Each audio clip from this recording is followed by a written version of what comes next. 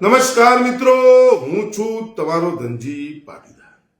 મિત્રો, આજે આપણે લાઈવમાં એવા મુદ્દા પર ચર્ચા કરીશું કે પ્રધાનમંત્રી મોદીજી રાજનીતિની અંદર શું કુશળ છે કે પછી પ્રધાનમંત્રીજીને પોતાની ઈવીએમ મશીન પર સંપૂર્ણ ભરોસો છે। તો આપણે ગમે તે નિર્ણય લઈશું, ચાહે દેશના અંદર કોઈ પણ નવો કાયદો લાવીશું, આ કરીશું, તે કરીશું, પાર્ટીની અંદર કોઈ પણ નિર્ણય લઈશું, જે લઈશું એ તમામ નિર્ણયો જોતા મને પોતાને એવું લાગી રહ્યું છે કે પ્રધાનમંત્રીજી રાજનીતિમાં તો કુશળ નથી અને સાથે સાથે એમને પોતાને એવું હોય કે હું પોતાનો ઈવીએમ મશીન ઉપર પ્રધાનમંત્રીજીનો ભરોસો હોય એવું મને લાગી રહ્યું છે। અને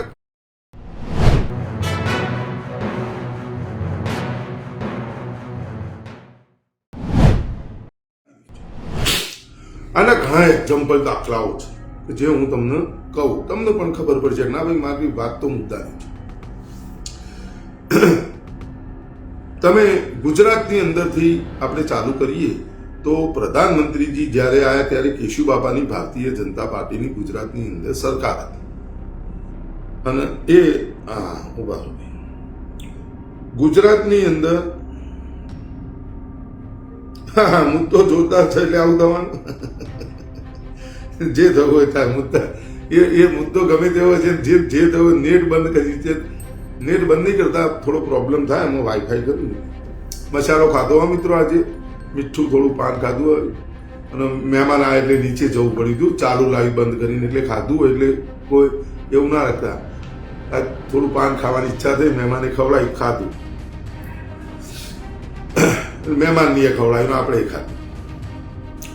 હવે ગુજરાતથી તમે એ એક્ઝામ્પલ દાખલો લો તમે તો કેશુબાપાની સરકાર હતી, કેશુબાપાને હટાવવામાં આવે, પાટીદાર સમાજ આવડો મોટો તમે સમજી લો, એ કેશુબાપાને હટાવવામાં આવ્યા, કેશુબાપાને હટાવી 12-13 વર્ષ ગુજરાતના મુખ્યમંત્રીના હોદ્દા ઉપર વડાપ્રધાન નરેન્દ્ર મોદીજી રહ્યા અને કેશુબાપા મોદીજી હતા એ વખતે પણ બોલતા હતા કે ઢૂંઢિયા રાક્ષસથી ચેતજો લ્યા, પણ કોઈ સમજી શક્યું નહીં અને કેશુબાપાની સાથે અન્યાય થયો આખા પાટીદાર સમાજે જોયું, ગુજરાતની જનતાએ જોયું અને પાટીદાર સમાજ એટલો બધો મગ્ન થઈ ગયો હતો મોદીજીના માહોલની અંદર, મોદીજીમાં પરોવાઈ ગયો હતો જેની ના પૂછો વાત।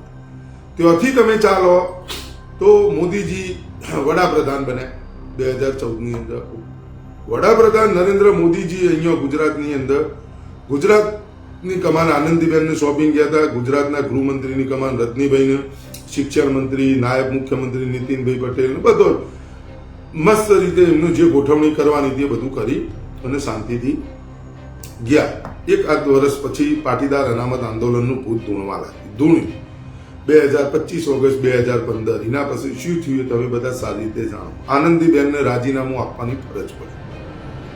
આનંદીબેનનું જે વ્યક્તિ, આનંદીબેનનું પ્રધાનમંત્રી મોદીજી મૂકીને ગયા હતા, ગુજરાતની કમાન એમને સોંપી હતી, મુખ્યમંત્રી નરેન્દ્રભાઈ મોદી બનાવીને ગયા હતા અને એ જ આનંદીબેન પાસેથી કમાન એવી રીતે ઝૂંટી લેવામાં આવી, પડાવી લેવામાં આવી અને આખો પાટીદાર સમાજ જોઈ રહ્યો તો તમાશો અને આનંદીબેન પાસેથી કમાન લઈ લીધી।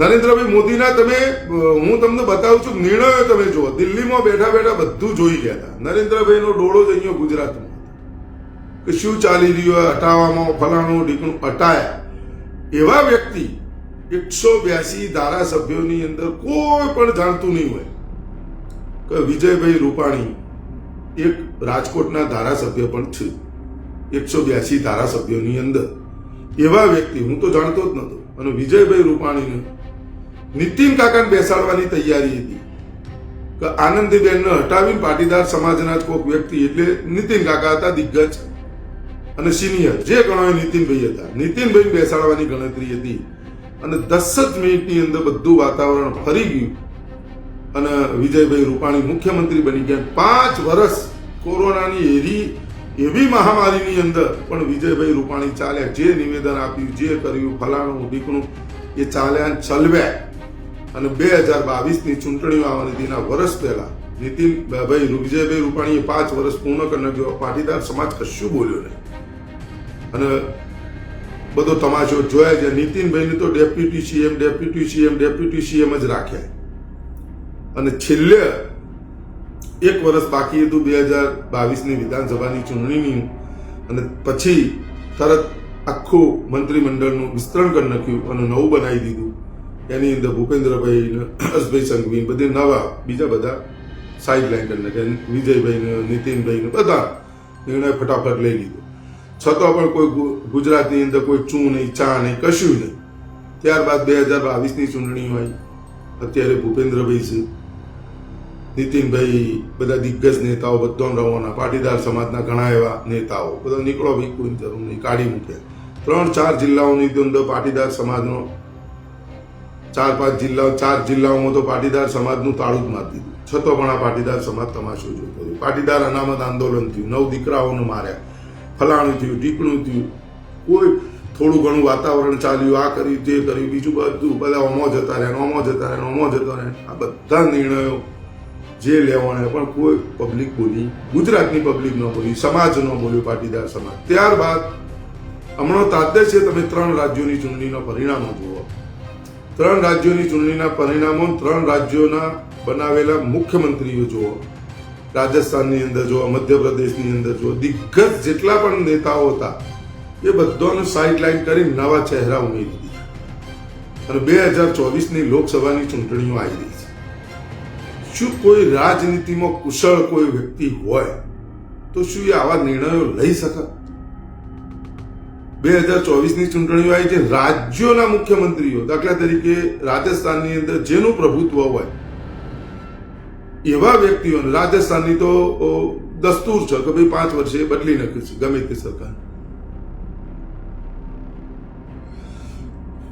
તો 5 વર્ષે બદલી નાખ્યું છે. મહારાષ્ટ્ર, મધ્યપ્રદેશની અંદર જે પરિણામો આવ્યા એમાં તમે જોઈ લો, જે નેતા હતા એ નેતા નહીં હટાવી દે. નેકળો ભાઈ તમે બધા મુખ્યમંત્રી નહીં, ત્યાં નવો ચહેરો, પેલો આ ચહેરો, પેલો ચહેરો, બધા ચહેરો લાવી દીધા. મને પોતાની એ વિચાર થયો અને અમે અમારા મિથિલેશભાઈ અમીન, અધ્યક્ષ સરદાર સન્માન શંકર બાંધો, ઘણી વખત બેઠા હોય ને તો આવી ચર્ચાઓ તો હોય, રાત્રે ફોન ઉપર ચર્ચાઓ તો સારું. આ પ્રધાનમંત્રીજી પાસે કોઈ કુશળતા છે રાજનીતિની તો પછી ઈવીએમ મશીન ઉપર ભરોસો છે કે આવું તો શક્ય જ નહીં યાર. આવા નિર્ણયો લેવા, આ તો કેટલા બધા જોરદાર નિર્ણયો તમે બેસાડીને જો એમને ને એમને તમે બીજો ભાઈ હટાવરાવો ને હટાવીએ તોય અવાજ નહીં.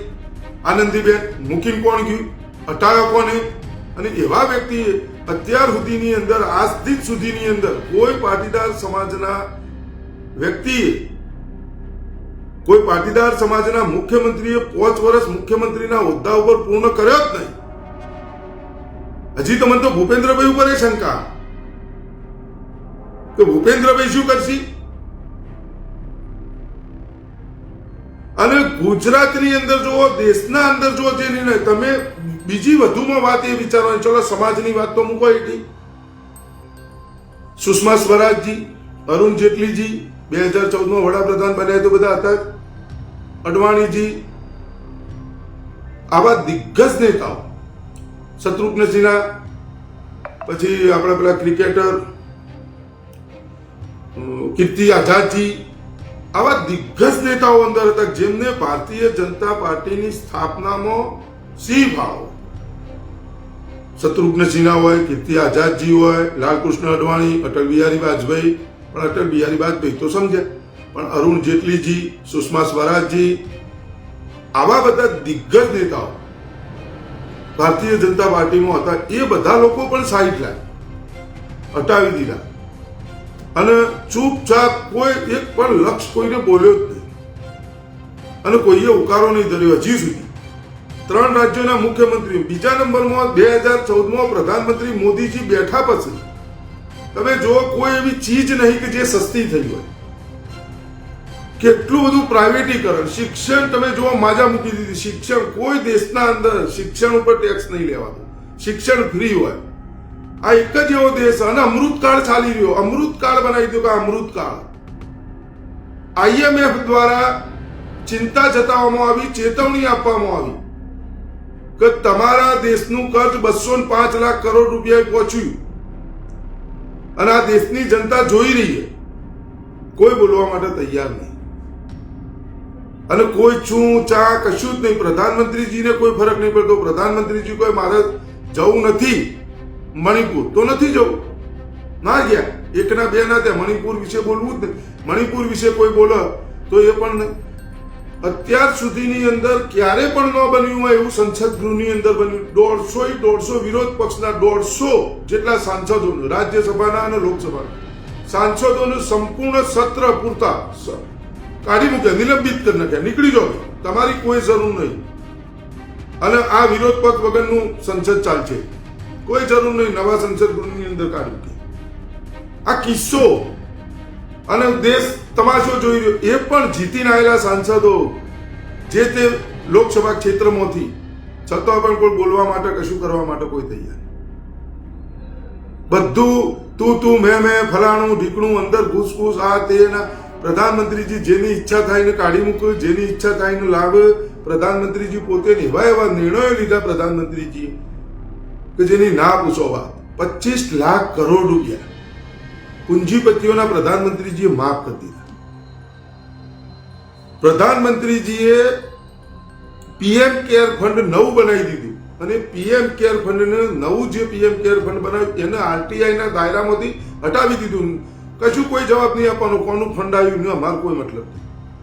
પાર્ટીમાં કોણ ફંડ આપે છે એ પણ જનતાને પૂછવાનો અધિકાર નહીં. ના પૂછી શકે જનતા, શું પૂછી શકે? એમાં ના પાડી દીધી, કશું ના પૂછી શકે. અને આટલું બધું ચાલી રહ્યું, ગમે ત્યારે ગમે તે તમે નિર્ણય લો. એક રાજાશાહી તાનાશાહી જેવો અત્યારે માહોલ બનાવી દેવામાં આવ્યો દેશના અંદર. અધધ મોંઘવારી, બેરોજગારી, અગ્નિવીર યોજના, જવાનોની સાથે મજાક થઈ જઈ, કિસાનો દેશના, આ બધું ચાલી. આટલા બધા નિર્ણયો લીધા. નોટબંધી કરી. નોટબંધી કર્યા બાદ જે 2000ની નવી નોટ લાવ્યા હતા, 7 વર્ષ પછી 2000ની નોટ પણ બંધ કરી નાખી. અને ખરેખર જે વાસ્તવિકતાઓ હોય કે ભાઈ નોટબંધી કરવાનું કારણ તો 1.25 લાખ કરોડ રૂપિયા એ બ્લેક મની હતી, જેમાંથી સરકારને ટેક્સ નતો મળતો. એ 1.25 લાખ કરોડ રૂપિયા આવી ગયા. પણ ચલો હળો બરાબર છે. પણ 2000ની નોટના અંદર 6.5 લાખ કરોડ રૂપિયા એવા હતા જે બ્લેક હતી, જેનો સરકારને કશું મળતું નતું. એટલે 2000ની નોટો પાછું ખેંચવાનું કામ એ કર્યું. તો પ્રધાનમંત્રીજીના હોવા છતાં નરેન્દ્ર મોદીજી ચોકીદાર, એમના હાજરીની અંદર 5.5 થી 6.5 લાખ કરોડ રૂપિયા જે હતા એ બ્લેક મનીથી, જેનો સરકારને કોઈ આવક થતી નથી. તે ખોટા પૈસા બ્લેક હતા. અને નોટબંધી કરી એટલે 1.25 લાખ કરોડ કાળું નાણું નીકળ્યું. સમજો તો આ બધું સમજવાની કેટલી બધી જરૂર. આટલા બધા નિર્ણયો લીધા, આટલું બધું નહીં. એવો કોઈ નિર્ણય જ નહીં, એવો કોઈ નિર્ણય નહીં. અને અત્યારે એક એવી વાતાવરણ, મંદિર બનાવ્યું. તમારા મારા પાસેથી લોખંડ ઉઘરાય. આપણે બધા લોખંડ હસ્ત આપ્યું. આપણે બધા રામ મંદિરના નામે ઈંટો મંગાવી આપણા પાસે, આપણે આપી. કોકે 2 આલી, કોકે 5 આલી, કોકે આખી ગાડીઓ ભરીને આપી, બધું આપ્યું. તો એ ઈંટોથી મંદિર નથી બનવાનું. તમારા આપેલા લોખંડથી સરદાર વલ્લભભાઈ પટેલ સાહેબની પ્રતિમા ન બની. સરદાર 12 બને ચાઇનામાં, અને 3100 કરોડ રૂપિયા એની રિકવરી શું? પણ એના નામનું પ્રચાર કરવામાં આવે કે 3100 કરોડ રૂપિયા દેશની જનતાના ટેક્સના પૈસા. પ્રધાનમંત્રી એ પૈસાનું શું? તો ક્યારે રિકવર થશે, કેવી રીતે થશે? એ પાછું સરદારને જોવાના, જનતા પાસેથી 3100 કરોડ રૂપિયા ઉઘરાવાના. ભાઈ આટલો ચાર્જ થશે. અને એ નીચે એવી હોટલો ને એવું બધું બનાવી દીધું. ભાઈ એના અંદર તમે ખાવા જશો 400 રૂપિયા છાસના ગ્લાસના થશે. આ બધું જે ચલાવવામાં આવી રહ્યું લાલિયાવાડી, અત્યારે તમે જોઈ લો. કિસાનોના ઓજારો ઉપર ટેક્સ, શિક્ષણ ઉપર ટેક્સ, કિસાનોના ઓજારો ઉપર ટેક્સ, કિસાનોની દવાઓ ઉપર ટેક્સ, કિસાનોના બિયારણો ઉપર ટેક્સ. આ બધું ચલાવવામાં આવ્યું. અત્યારે ગુજરાતની પોલીસ હોય કે જો ભારતીય જનતા પાર્ટીની સરકાર ત્યાંની પોલીસ હોય, જે રાજ્યની અંદર ભારતીય જનતા પાર્ટીની સરકાર હોય એ પોલીસ હોય, એ પોલીસનું કોર્પોરેટ પોલીસ કરી દેવામાં આવી કે ભાઈ તમે અમારા ભારતીય જનતા પાર્ટીની પ્રાઇવેટ સિક્યુરિટી હોય એવી જ તમારી ભૂમિકા છે. બાકી એનાથી વિશેષ કોઈ ભૂમિકા રહેવા દીધી નથી. દેશના જવાનોનું તમે જો 4 વર્ષની અગ્નિવીર યોજના, લોજિક કશું સમજણ પડતી. કોરોના કાળની અંદર તાલી થાળી ઘંટ ટોર્ચ લાઇટ ફ્લેશ લાઇટ આપણા તમારા મારા બધો પાસે કરાવીને આપણે બધા વસુ કરી, કોઈ સવાલ જવાબ કરવા વાળો. આવા નિર્ણયો, આવી વાતો, રામ મંદિરની વાત, પ્રધાનમંત્રીજી હમણાં કાલે 25 ડિસેમ્બર નાતાલના દિવસે બોલ્યા, તમારા ક્રિશ્ચિયન કમ્યુનિટી સાથે મારો પુરાનો રિશ્તો, અને લોકો બગડી રહ્યા. તમારે જોયા પ્રધાનમંત્રીજી આદતથી મજબૂત. તો પ્રધાનમંત્રીજી આ બધા નિર્ણયો લીધા, આવું કર્યું, તે કર્યું. દેશની જનતા હાલની તારીખમાં પણ, અને સર્વે આયા જ જોઈએ. અત્યારે સર્વે ચાલુ થઈ ગયા કે એનડીએ જે એનડીએ શું કહે એની 299 થી લઈ અને 330 સુધી સીટો આવવાનો અંદાજ, ફલાણું છે, ઢીકણું છે, આવા બધા અનુમાનો, એક્ઝિટ પોલ આવવા માંડ્યો. અને તમે હું આપણે કદી વિચારી ન હોય રિઝલ્ટો આવું, પરિણામો આવું, કદી આપણે વિચારે ન હોય. અને બિલકુલ જે લોકો બોલી રહ્યા હોય, જનતા બોલી રહી હોય, બીજું મીડિયા જે લોકલ મીડિયાઓ બોલી રહ્યા હોય, અને એ બધું આપણે જોઈએ છીએ, ત્યારે પણ આપણે બધા આ બધું જોતા હોઈએ છીએ. અને એનાથી વિરુદ્ધ પરિણામો આવે, એનાથી બિલકુલ વિરુદ્ધ, કે તમે કોઈ દાડો સહન સાંભળ્યો જ ન હોય એવા પરિણામો આવે. તો આને આપણે શું સમજવું? આને આપણે સમજવું શું?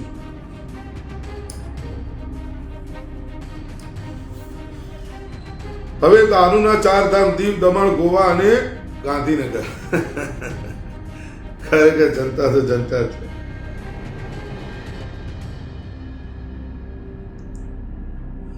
એટલે એવું નહીં રાજપૂત કરશનજી, એવું નહીં કે દરેકને તમે આજે જોઈ લો કે 9.5 વર્ષની અંદર 155 લાખ કરોડ રૂપિયા દેવ થઈ જાય.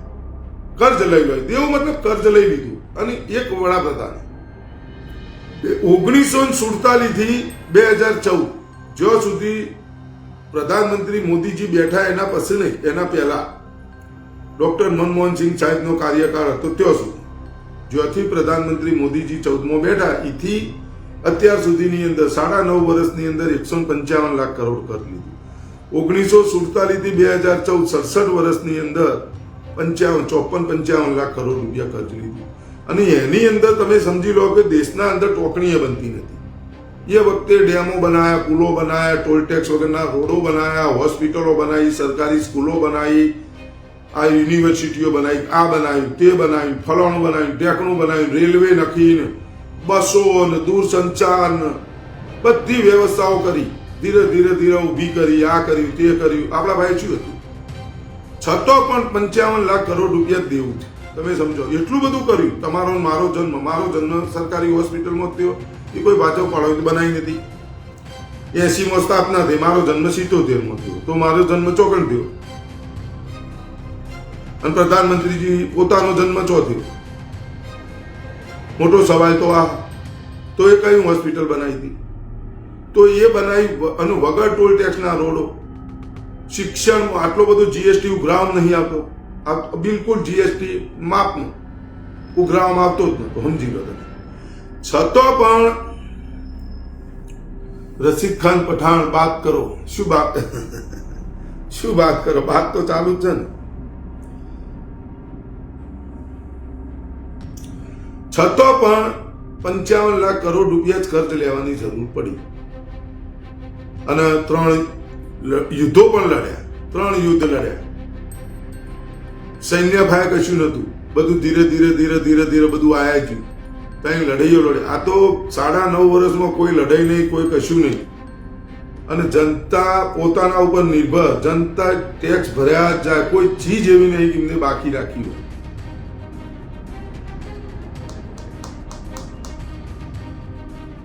આજાભાઈ પીઠિયા કહે છે ધનજીભાઈ ચૂંટણીનો બહિષ્કાર કરવો જોઈએ. મારું તમારા કહેવાથી આજાભાઈ કશું ના. સમજવાની વાત એ છે કે તમે આ જનતાની વિડીયો એટલા માટે બનાવે તો આના જવાબદાર તમે હું છીએ. સ્વીકારતા શીખો. કોઈ નેતાઓ નથી. જે નેતા સત્તામાં આવે છે એ નેતા કરોડપતિ. આ દેશની વાસ્તવિકતા તમે જો, મોદીજી અમૃતકાળ કરે, તમને ઘોડા કરી નાખ્યા. અમૃતકાળ કરી 155 લાખ કરોડ રૂપિયા 9.5 વર્ષમાં કર્જ લઈ લીધું. પ્રધાનમંત્રીજી 9.5 વર્ષની અંદર ભારતીય જનતા પાર્ટીને વિશ્વની ધનિકમાં ધનિક પાર્ટી બનાવી દીધી, કે જેમની પાસે ખરબો રૂપિયા બેલેન્સ છે. પ્રધાનમંત્રીજીએ ભારત દેશની અંદર 9.5 વર્ષની અંદર ભારતીય જનતા પાર્ટીનો કાર્યાલયો 7 સ્ટાર 5 સ્ટાર 3 સ્ટારની ટક્કર મારી એવો કાર્યાલય બનાવી દીધો. લાઇટ બિલ ભરવાના પૈસા નતા અને બધો ભાડેથી પોતાનો કાર્યાલય આલિશાન. તમારે જે કરવું હોય કરો, કાર્યાલયમાં પૈસા. તમે આજે જોઈ લો, પેન્સિલ રબર ઉપર તમારે જીએસટી ઉઘરાવવામાં આવી રહ્યો તમારી પાસે અને કોઈ અવાજ નહીં. આ તમે જુઓ કતલખાનો, દવાખાનું એટલે કતલખાનું. માણસ તો સમજો મરે જીવાય તો ભગવાનની ઈચ્છા મુજબનું, પણ તમારા ઘેર જો મોદગી આવી જાય તો તમે એનો ચાર્જ ચૂકવીને મરી જશો, એટેક આવશે, અથવા તમે દવા નહીં કરાવો બિલ હોબડી. અને જો તમારે દવા કરાવવી પડશે તો તમારે સોશિયલ મીડિયાની અંદર મદદ માંગવી પડે. આવી પરિસ્થિતિ છે. તમે સમજો મારી વાત નહીં. તો આ પરિસ્થિતિ 9.5 વર્ષની અંદર આ બધા આફ્ટર શોક તો તમને દેખાવા માંડ્યા અને આટલા બધા અધર નિર્ણયો પ્રધાનમંત્રીજી પોતે 72-73 વર્ષના થાય તે નહીં, પણ કોઈક બીજો 70 વર્ષનો થાય તે નટાઈ હોય. તમારા ધારાસભ્ય એવો નક્કી કરવાનો કદી તમે હોબળો ના હોય. અમારા ઊંઝા વિધાનસભા મતક્ષેત્રના, ચલો હું ખોટો છું, મારે તો હગા થાય ના બોલાય, પણ તમે ઊંઝા વિધાનસભા ક્ષેત્રની અંદર ગમે તેને આઈને પૂછો, ભારતીય જનતા પાર્ટીના ને પૂછો તો એ તમારી હિંમત કહે છે ભાઈ સારું કરજો. આ શું કરવાના ધારાસભ્ય બોલતા જ નહીં, કશું બોલવાનું એને કોઈ લક્ષ નહીં, કશું જ નહીં, કોઈને નતું વિચાર્યું.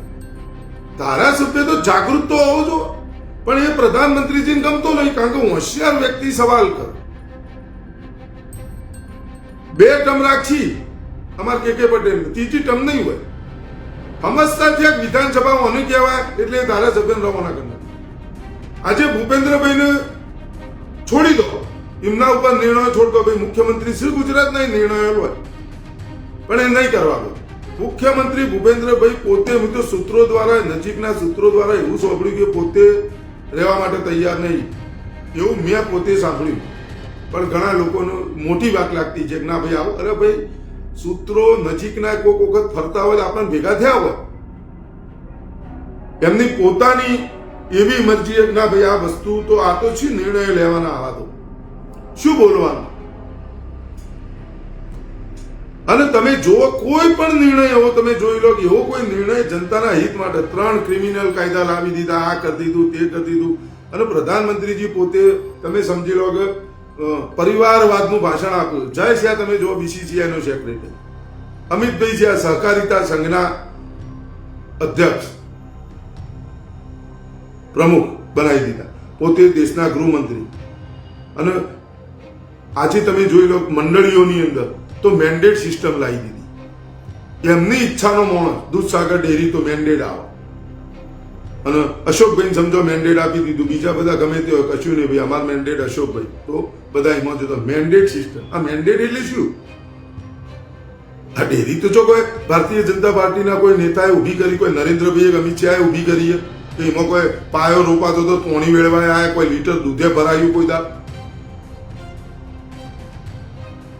દરેક મંડળીઓ તમે જુઓ ને એની માર્કેટ યાર્ડોની અંદર, મોટામાં મોટા માર્કેટ યાર્ડોની અંદર આવું મેન્ડેટ સિસ્ટમ કે ભાઈ અમારું મેન્ડેટ આવી ભાજપ, અને આવી કરી દીધા બધું. આમ તમે જુઓ તો સ્તબ્ધ કરી નાખ્યા આ બધા નિર્ણયો. તો કોઈનો અવાજ નહીં, બિલકુલ શોર શરાબો નહીં. અને પાટીદાર સમાજના લોકોને તો આ વિડીયોના માધ્યમ દ્વારા ખાસ કહેવામાં, કાલે કીધું તું ને આજ ફરીથી કહું, અને એ સમાજ પાટીદાર સમાજને તો એવો, નીતિન કાકા તમે જુઓ ઉત્તર ગુજરાતમાં અને આખા ગુજરાતમાં કોઈ એવો નેતા રહેવા જ નહીં દીધો. અને કેશુ બાપા કઈ મરી ગયા બાપડા, બૂમો પાડી લાઈવમાં વિડીયામાં બોલતા હતા, ઢૂંઢિયા રાક્ષસથી ચેતજો લે, ઢૂંઢિયા રાક્ષસથી ચેતજો. કોઈ હોબળ્યું નહીં, હજી હોબળવા તૈયાર નહીં. અને દેશની જનતા, રાજ્યની જનતા, આ બધું એ ખાસ સમજવાની જરૂર હોય. તો પ્રધાનમંત્રીજી આટલા બધા નિર્ણયો હોય એનો મતલબ શું? એમને તો ખબર મારે જે જોવો એ મળી જશે, તો મારા પાસે જે છે તાકાત, હું જે કરી શકું છું એ તો મારા હંગાથી જનતા ગમે ત્યાં મત આપે. એટલા માટે હું કહું છું પ્રધાનમંત્રીજી રાજનીતિમાં તો કુશળ છે જ, કોઈ પ્રધાનમંત્રીજી તમે સમજો રાજનીતિમાં કુશળ હોય તો એવું ભાષણ આપે કોઈ દાડો તો 5 વર્ષ સુધી જે 80 કરોડ લોકોને મફત અનાજ યોજના જે ચાલુ હતી એને 5 વર્ષ સુધી લંબાવવામાં આવે છે. આ મોદીની ગેરંટી છે. કોઈ પ્રધાનમંત્રીજી આવું આપે નિવેદન? કોઈ સામાન્યમાં સામાન્ય એની ખબર પડે ન પડે તોય કોઈ આપે? તમે ગામના સરપંચ હોય ને તોય તમે આવું નિવેદન ન આપો. વોર્ડના સભ્યો હોય ને તમારા વોર્ડમાં તમે આવું અનાજ મફત આપતા હોય તોય એ વોર્ડનો સભ્ય આવું નિવેદન ન આલે. નકર તરત કોક ઉભો થઈને બોલે કે લ્યા ભાઈ તું શું 5 વર્ષ સુધી ચલાવ એટલે હજી 5 વર્ષ સુધી 80 કરોડ લોકો મફત જ રાખવાનો કે પછી 80 કરોડ લોકોમાં ઓછા કરવાના? 80 કરોડ લોકો સંપૂર્ણ મફતના અનાજ ઉપર કોઈ રહેશે જ નહીં એવું બોલાય કે 80 કરોડ લોકોને 5 વર્ષ સુધી હજુ મફત યોજના ચાલુ રહેશે? હું આ મોદીની ગેરંટી છે આવું કોઈ બોલે? પોતાના પ્રચાર માટે આટલા બધા રૂપિયાનો ખર્ચો. હમણાં સીબીઆઈ બોલી કે બેંક કમ્પાઉન્ડ મોદી સરકારમાં જ થયો. આવું કાલ મેં સાંભળ્યું. ધડાકો કરી દીધો. ભાગેડીઓ કોણ જતા રહ્યા? કેવી રીતે જતા રહ્યા? 25 લાખ કરોડ પૂંજીપતિઓના માફ કરી દીધા. 155 લાખ કરોડ રૂપિયા કર્જ લઈ લીધું. તો પૈસા જ્યાં તો ખેડૂત તમે હું પૈના મોતા જ થઈ ગયા. આપણે એની મારી સાસ ઉપર આપણે જીએસટી ચૂકવ્યું. સાસ ઉપર આપણે જીએસટી, છાસે આપણે ખાઈ ના શકીએ. દૂધ ઉપર જીએસટી. કોઈક વખત મોખણ ખાવું હોય બ્રેડ ઉપર ચોપડી તો બ્રેડને ખાલી બતાવાય લાવવું હોય તો એને આપણે જીએસટી આવે. આપણો છોકરો પેન્સિલ રબર બાળકોની તમે ફી જો અને આજે શિક્ષણનો અને છેલ્લે તો ફી તો બરોબર શિક્ષણ કરતા તો તમે છોકરાને પરણાવવાનો ખર્ચો વધારે થઈ ગયો. હવે પાછા એમ કે છે અંત ભક્તો ગોબર ભક્તો તે ઓછા ઠઠારા કરે એટલે પણ તમારી પાસે ખાલી હાર પહેરાવી દઈએ ને ઉમિયા માતામાં જઈ તો જે ખર્ચો થવાનો હોય તો થવાનો જ છે. ફૂલ હાર કરો તો માળીના પૈસા કેટલા થઈ ગયા? એ ઉમિયા માતામાં રૂમ રાખીએ છો મફત આલી એ 25,000 30,000 લેવા પડે. એક રૂમ રાખીએ ખાલી એકવી મોણો ભેગો કરો તો એ ઇન્ટરવ્યુ લેતા હોય એમને જ કોઈ કે તમારા જીવની બહાર કોઈ પકોડા તળતો હોય તો શું રોજગાર ના કહેવાય? એટલે એને રોજગાર કહેવાય? ભણેલો ગણેલો વ્યક્તિ પકોડા તળે એને શું રોજગાર કહેવાય? એટલે એને જીવવા માટે કમાવા માટે શું ભીખ માંગવા નીકળી જાય બિચારો? ઘર ચલાવવા માટે તો કોક તો કરે. પકોડા શું બૂટ પોલીસે કરે આપણો રોજગાર કહેવાય? આવા માણસો આપણા સત્તામાં આવી ગયા છે ને આપણે શીખવામણો આલે. પોતાના છોકરાને કેમ નહીં મોકલતા? મારે એટલું જ કહેવું. હિન્દુ ખતરામાં હોય પોતાના છોકરાને મોકલો. રોજગાર તમે પકોડાને સમજતા પોતાના છોકરા ફાયર કરાવો. પોતાના છોકરાને બીસીસીઆઈના સેક્રેટરી બનાવી દેવા, પોતાના છોકરાને નેતા બનાવી દેવા, પોતાના છોકરાને સંસદ સભ્ય બનાવી દેવા, ધારાસભ્ય બનાવી દેવા, બીજી કંપનીઓના માલિકો બનાવી દેવા, ઓય ભાગ કરી દેવા, ઓય ભાગ કરો, ડરાઈ. તો તમે જેમ નહીં કરી દેતા? ચલો મિત્રો, 30/12/2023 પાટીદાર પંચાયતની અંદર સરદાર સન્માન સંકલ્પ આંદોલન સમિતિ દ્વારા આયોજિત સરદારને સન્માન અપાવવા માટે યોજેલ પાટીદાર પંચાયતમાં પધારો. Sardar Vallabhbhai Patel national memorial park, Shahibaug, Ahmedabad ખાતે 30/12/2023 બધા લોકો પધારજો. બધાને આમંત્રણ હરરોજ આપ્યા જઈએ છીએ. કાલે ફરથી નવા એક મુદ્દાને લઈને મળીશું. નમસ્કાર. જય જય ગરવી ગુજરાત. ભારત માતા કી જય. વંદે માતરમ. જય જવાન, જય કિસાન, શહીદો.